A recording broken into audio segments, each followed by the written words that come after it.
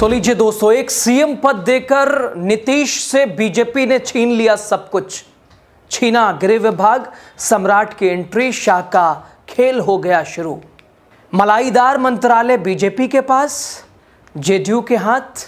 क्या लगा बताएंगे आपको। आप देख रहे हैं द राजनीति बिहार का विशेष सेगमेंट। मैं हूं आपके साथ यासूब रजा। दोस्तों, 20 साल बाद पहली बार मुख्यमंत्री नीतीश कुमार से उनका वो विभाग छिन गया जिस पर नीतीश कुमार को बड़ा नाज था, बड़ा घमंड था। एक मुख्यमंत्री की कुर्सी और सब कुछ खेल उधर दिल्ली से चलता दिखाई दे रहा है।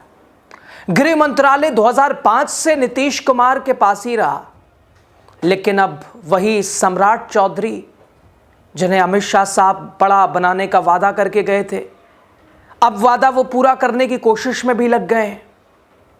जिनकी 7वीं 8वीं पता नहीं 10वीं, जिनके ऊपर कितने सवाल हैं, उनकी डिग्री को लेकर, उनकी शिक्षा को लेकर, उनके कैलिफोर्निया संबंध को लेकर, उनकी तेलुगु भाषा की कोर्स को लेकर।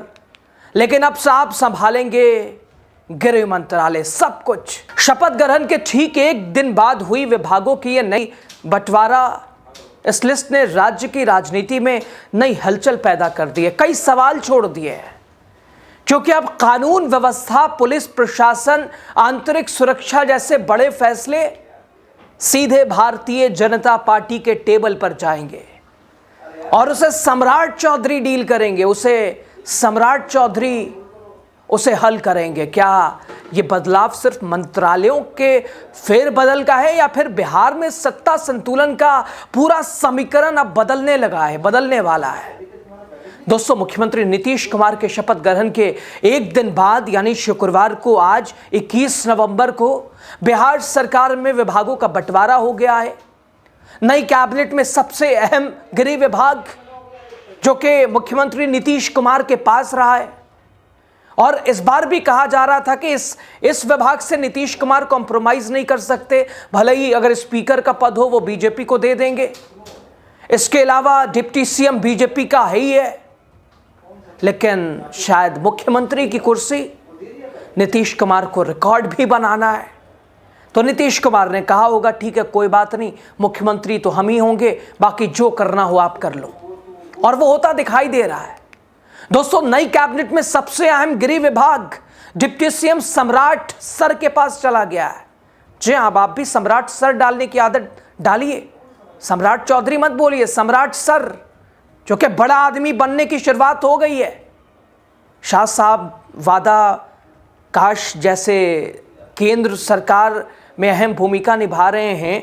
2014 से जितने वादे किए, वो वादे भी जनता पूछती है कि पूरे हुए नहीं हुए, लेकिन सम्राट चौधरी साहब को खुश होना चाहिए, वो वादा पूरा हो रहा है। बड़े आदमी बनने की तैयारी शुरू हो गई है। दोस्तों, बीजेपी कोटे से आने वाले सम्राट चौधरी अब नीतीश सरकार में कानून व्यवस्था और आंतरिक सुरक्षा की कमान संभालेंगे। यानी क्या ही संभालेंगे, रिमोट तो दिल्ली होगा। केंद्रीय गृह मंत्री, बिहार के भी एक तरह से समझिए गृह मंत्रालय, डबल इंजन का यही तो खेल है। 20 साल में ये पहली बार हुआ है जब नीतीश कुमार ने गृह विभाग अपने पास नहीं रखा है, या नहीं रखा है या उन्हें दिया ही नहीं गया, उनसे छीन लिया गया है। ज्यादातर लोग ऐसे ही कह रहे हैं। दोस्तों, गृह विभाग की कमान अब संभालेंगे डिप्टी सीएम बीजेपी नेता सम्राट चौधरी। यह बदलाव सिर्फ प्रशासनिक नहीं बल्कि राजनीतिक भी है। कानून व्यवस्था, पुलिस व्यवस्था, आंतरिक सुरक्षा जैसे बड़े फैसले अब सीधे बीजेपी नेताओं की टेबल पर जाएंगे।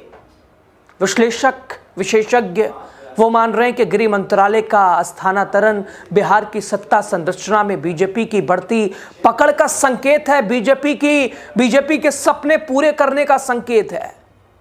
क्योंकि इस विभाग से ही राज्य के प्रशासनिक ढांचे पर सबसे ज्यादा कब्जा, सबसे ज्यादा कंट्रोल किया जाता है। और ये नीति निर्माण, राजनीतिक संदेशों, रोजमर्रा की शासन व्यवस्था सभी पर असर डालता है, जो कि कल तक नीतीश कुमार के पास था, लेकिन आज अब भारतीय जनता पार्टी का इसके ऊपर कब्जा है। दोस्तों, नए विभाग की लिस्ट बताती है कि सत्ता का असली भार अब कई महत्वपूर्ण मंत्रालयों में बीजेपी के हाथ में है। सत्ता का महत्वपूर्ण मंत्रालयों का जिम्मा बीजेपी के पास है। वो भार अब बीजेपी संभालेगी, बीजेपी बेड़ा उठाएगी। डिप्टी सीएम विजय सिन्हा को भूमि एवं राजस्व और खान विभाग, यानी समझ लीजिए जो उन्होंने मतदान के दिन बोला था बुलडोजर चलेगा, गलत नहीं कह रहे थे।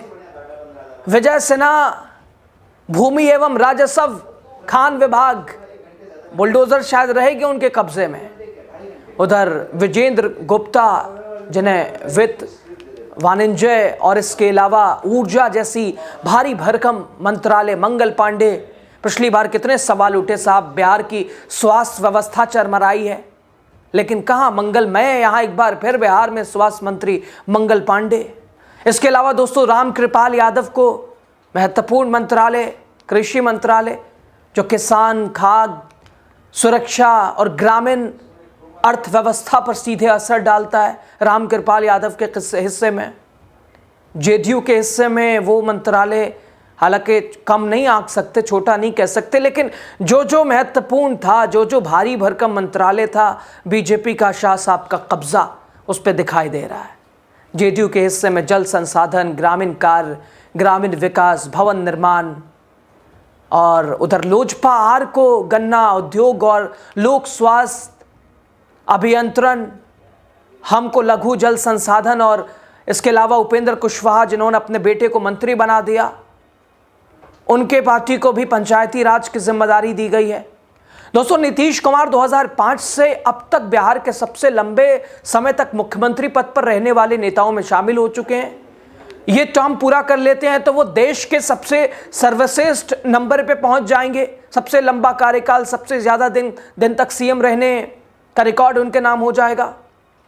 10वीं बार उन्होंने शपथ ली और हर कार्यकाल में उनकी राजनीतिक रणनीति, नए गठबंधन और बदलते समीकरण चर्चा में रहे। लेकिन चाहे वो गठबंधन, महागठबंधन में रहे या एनडीए में रहे, गृह मंत्रालय इनके कब्जे में रहा, लेकिन अब वो भी हाथ से निकल गया। ये भारतीय जनता पार्टी की पहली चाल बिहार में सफल हो गई, कामयाब हो गई।